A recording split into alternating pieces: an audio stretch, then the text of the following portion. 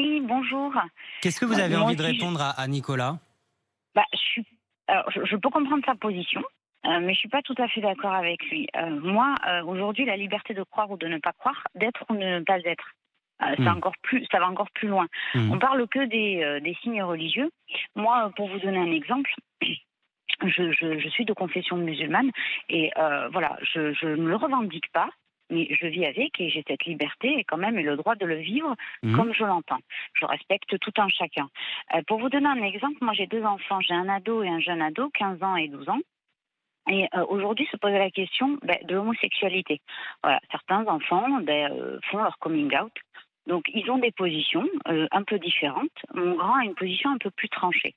Alors, moi, en tant que parent, j'ai une position à ce niveau-là, en fonction de ma religion. C'est prohibé, c'est prohibé. Ouais. Maintenant, il faut avoir la capacité d'écouter, de respecter l'autre. Mhm. Moi, c'est comme ça que je les éduque.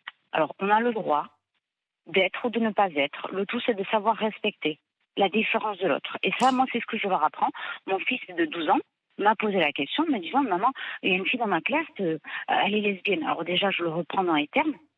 C'est pas péjoratif, lesbien. Mais je lui dis c'est homosexuel. Comme ça, au moins, ça lui permet quand même d'avoir un minimum de vocabulaire et de respecter aussi la personne qui est en face de lui. Et voilà, il me dit, mais pour aussi jeune, maman, alors on échange à ce niveau-là. Et c'est cette communication et cet échange-là qui fait qu'aujourd'hui, voilà, on a cette capacité à C'est-à-dire que accepter la vie. tout ça est dans la sphère privée, Mina, toutes ces discussions avec vos convictions religieuses dans la sphère privée, que ce Exactement. soit sur le port du voile ou le port de la kippa pour les signes ostentatoires, ou pour d'autres convictions effectivement sur les sexualités acceptables ou non. Mais ensuite, Voilà. dans la sphère publique, c'est la laïcité, ce sont les principes de la République qui s'appliquent et ça ne vous pose aucun problème. Voilà. Et je leur apprends tout simplement à donner leur opinion tout en respectant celle de l'autre. Hmm. Voilà, dire qu'on n'est pas d'accord. Un catholique pourrait me dire la même chose. Voilà, c'est la liberté de penser qui ne doit pas être étouffée aujourd'hui. Et moi, c'est ça, le libre arbitre de tout un chacun et la capacité en fait d'interférer à ce libre arbitre. Aujourd'hui, c'est pas le fait, voilà, la laïcité, c'est de savoir écouter l'autre et la Ouais. différence de l'autre.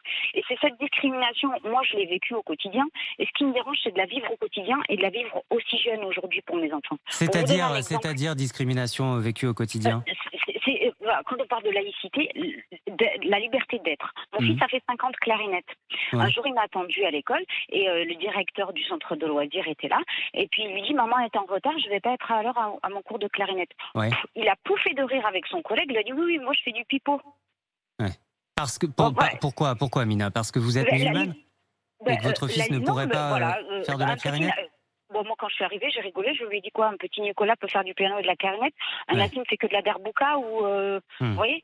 Donc, c'est cette Alors, Mina, liberté d'être. c'est intéressant parce que c'est aussi ce que nous apprend cette enquête, c'est que tout ça, finalement, n'arriverait pas dans une culture plus anglo-saxonne.